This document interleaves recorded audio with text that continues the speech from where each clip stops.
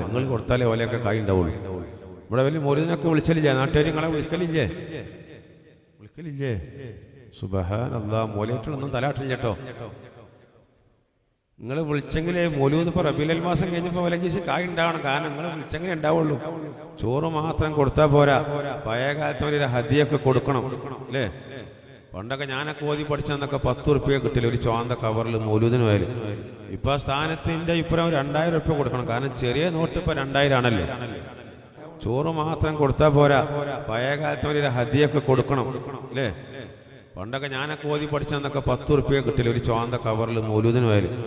ഇപ്പൊ ആ സ്ഥാനത്തിന്റെ ഇപ്പുറം 2000 ഉറുപ്പ്യ കൊടുക്കണം. കാരണം ചെറിയ നോട്ട് ഇപ്പൊ 2000 ആണല്ലോ. നമ്മൾ പറയും കായില്ല, ഇഷ്ടാതെ മൗലൂദ് കഴിച്ചാന്നും കായില്ല. പണ്ടൂത് പറഞ്ഞിന് അങ്ങനെ നവംബറിൽ നമ്മൾ നരേന്ദ്രമോദി നോട്ട് നിരോധിച്ചത് അല്ലേ?